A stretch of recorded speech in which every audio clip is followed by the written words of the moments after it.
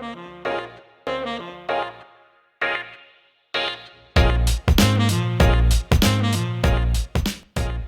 now let's talk about how to rehearse. And this again is where the mind-body connection can really work in your favor. First, I'll tell you how not to rehearse. And this is how most people, unfortunately, do prepare. And that is staring at your screen, thinking about what you're going to say. Or worse yet, just working on fine-tuning your slides. So often a speaker will arrive in the city where we're going to be working together for a presentation that day, and they'll say, I looked at my slides on the plane, but I haven't rehearsed them. I'm going to give you a much better way to do that. The key is you need to rehearse standing up and out loud and away from a screen. And I know that you've been looking at your content and you may be very married to the words on the slides, but the best way to take your presentation from words on a screen out to an audience is to practice in 3 dimensions. So here's how to best do that. First, print out your slides. And I know that we don't like to kill a tree, but this is the best way to get this into your muscle memory. Print out your slides, lay them out on the floor or on a long table, and then walk and talk.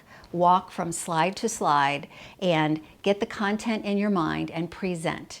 And try to force yourself to go through it from end to end without stopping to get every word just perfect. Think about the transitions between the slides or between the topics and think of them as almost stepping stones. And while they're not represented on the slides themselves, this is where you can really get your content into muscle memory. So imagine how you're going to transition from slide 5 to slide 6, perhaps with a question like, how are we going to do that? Start to practice some gestures as you're rehearsing so that you begin to feel your presentation in your body. So if you're enumerating things, you might use your hand to do that. Or if you're talking about things that are going to move in a certain direction or something that is on the one hand or on the other hand, let your body begin to feel the content, feel the presentation.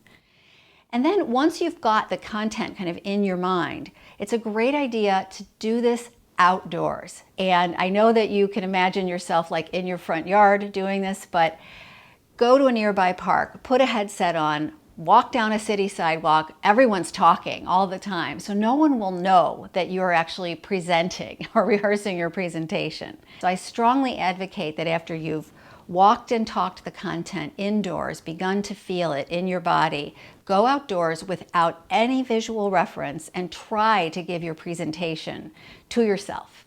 Finally, when you start feeling like you know the content, or at least the beats, the transitions, the main topics, especially how you're going to begin and how you're going to end, don't try to rehearse and remember every single word. You do not need to memorize every word you're going to say.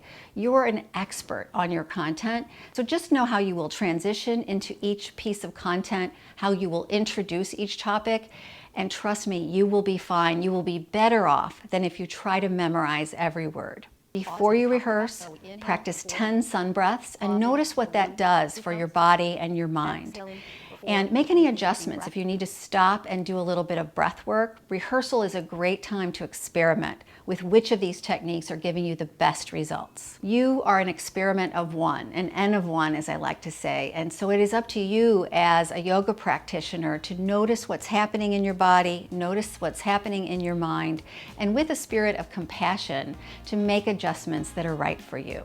So as you rehearse, don't worry about getting it exactly right. Don't worry about being perfect. Just let yourself feel the content. Let yourself feel it as part of your mind-body connection.